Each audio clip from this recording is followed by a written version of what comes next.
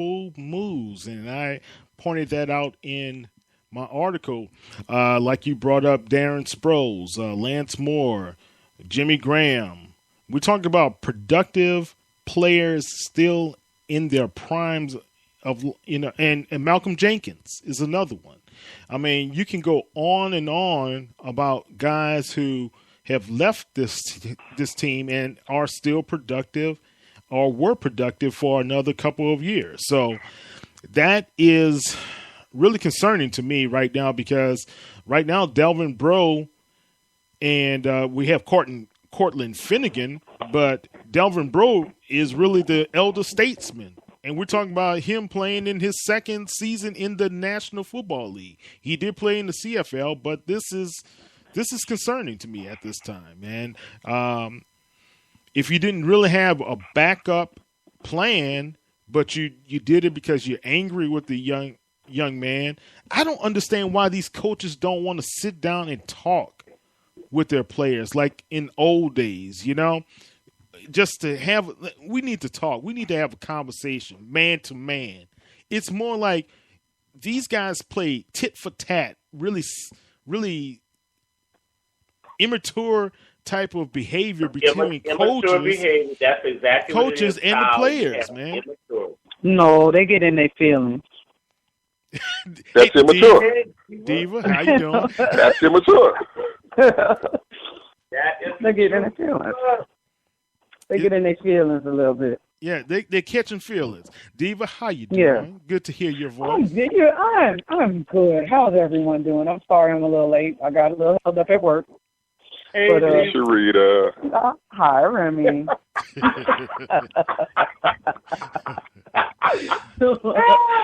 live to hear really greet the Queen Diva Charita.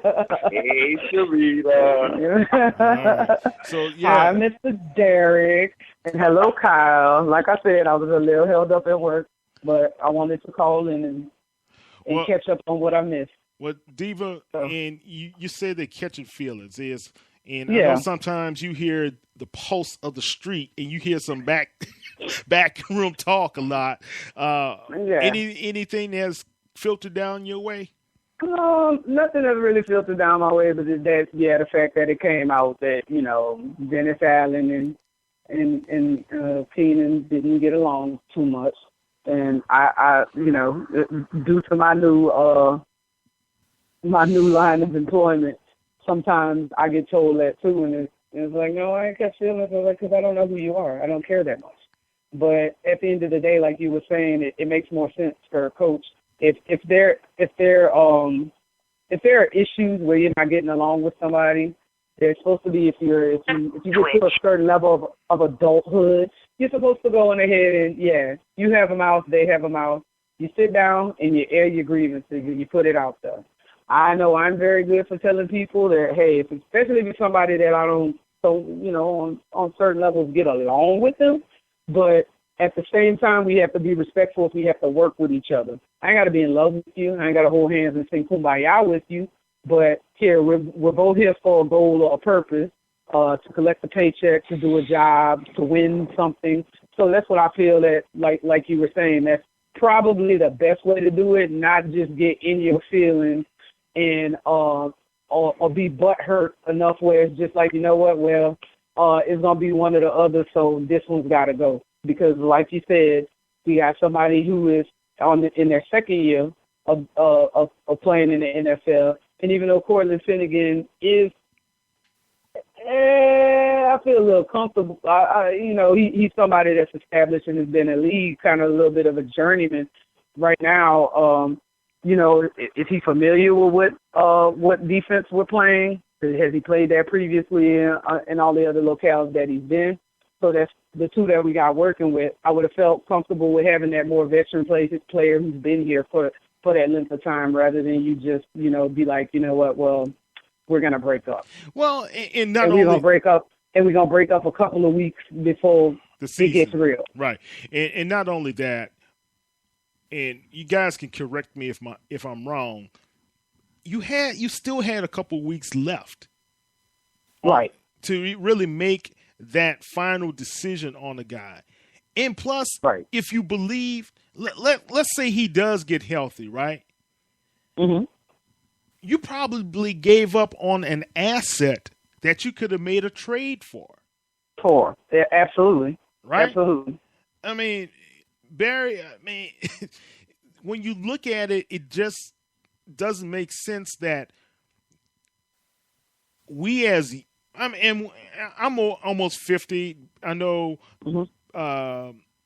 Derek is at 80, but it's just one of those things as older men right now. Remy, we're the same age. I mean, it's just like, it doesn't make sense. We need to talk this out to our players, talk with our players, man. It seems like these coaches nowadays, they don't know how to communicate anymore, man. And it's not all of them, but it just seems like this organization is failing somewhat. Well, let me share a little bit of information with you because, as you know, Kyle, I covered this story after it broke and had the article out that morning. Of course, you did yours later that day. But here's what I found out, and I don't know how I missed this, but I saw this on TigerDroppings.com of all places in a chat room, and I don't know how I missed it. But you can go back on Twitter and go back through.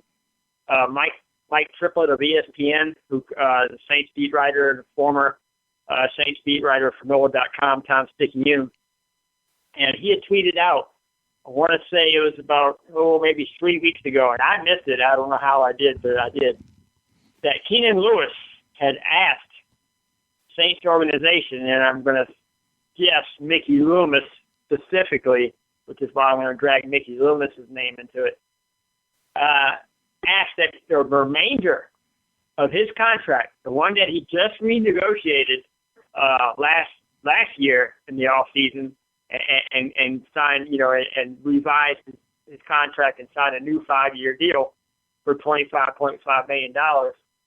Well, after all that's happened, he allegedly demanded, or I don't know if he demanded or if he asked nicely, depending on whose point of view you're looking at, that the remainder of his contract be guaranteed. Now, I don't know how accurate that is. I don't know if that's, a reliable report. If it's coming from Mike Triplett, I'm going to guess that it's fairly reliable. Now, if that's the case, then clearly that means that there was some contention between Keenan Lewis and Saints management. And when you hear him make the revelation about the bad blood between him and Dennis Allen, on top of what I found out about him and Loomis, to me, it's clear, it's evident that the two sides, and I'm talking about Keenan Lewis and Saints management, a.k.a. Sean Payton, Mickey Loomis, and Dennis Allen, the defensive coordinator, as a whole, representing the organization side of things. It's clear that there was a disconnect, that there was some discomfort or some contentious moments between the two sides. And it sounds to me, because you're right, Kyle, it doesn't make sense. At the worst, you would think, let's keep this guy around, even if you don't want to start him because you don't trust his injuries and you're worried about putting him on the field because you don't know, quite frankly, if he's ready to get back out there and play or not. I understand that part of it. So the Saints are justified in not putting him, on the field. But I don't know if releasing him is the right thing to do, because as Remy alluded to and Professor alluded to and Charita alluded to, you're getting rid of one of your most experienced guys.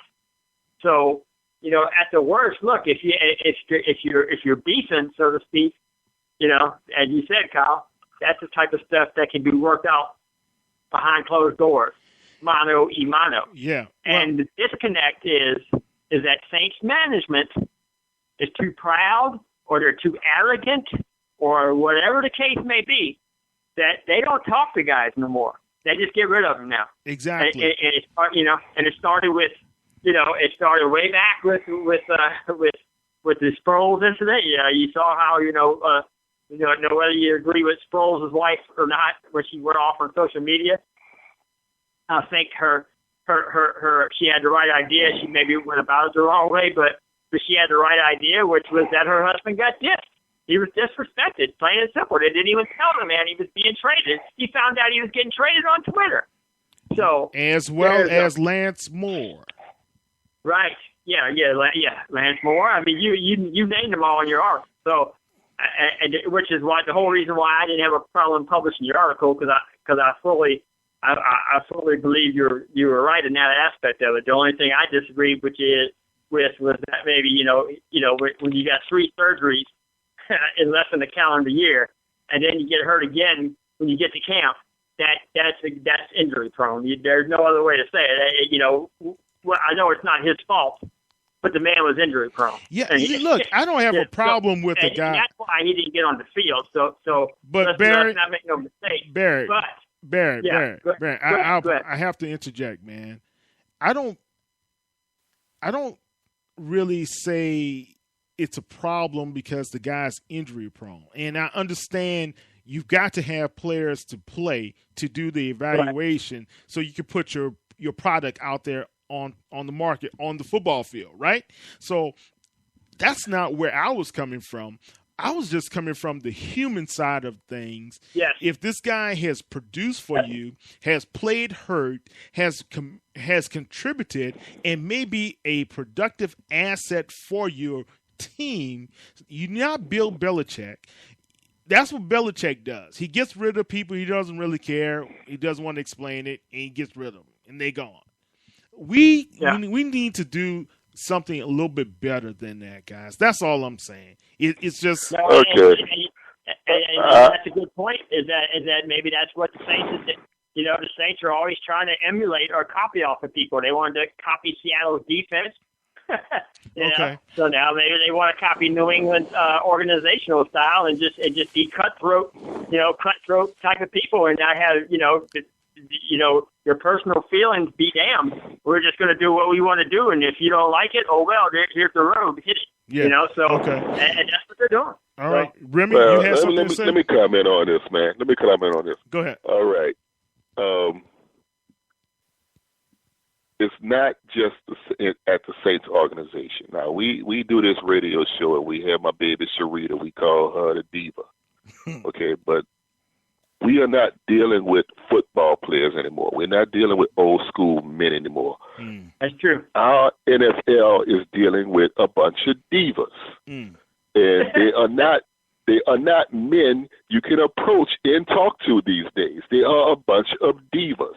They don't come to you. They don't come to the management like men and discuss things with you. They go to Twitter like a bunch of little high school girls.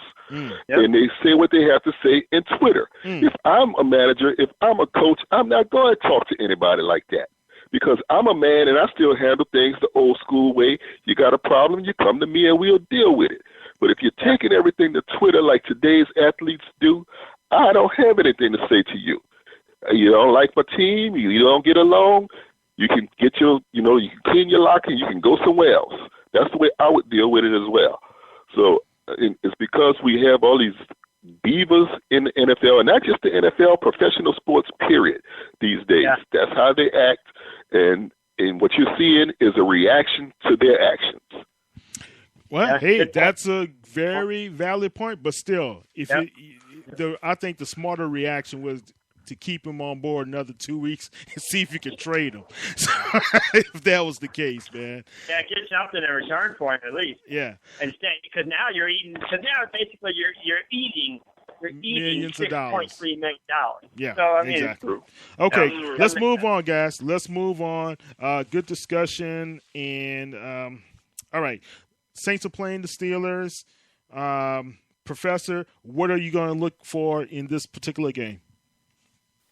The offensive line. I mean, because right now that's a disaster. I mean, and we were talking earlier about the running backs. It doesn't matter who the Saints keep at running back if that offensive line does not improve. The guard play has to improve. It must. I don't know what the Saints are going to do. So my main area is going to be looking at this offensive line, because we have got to be able to run the ball, or it will be a long season.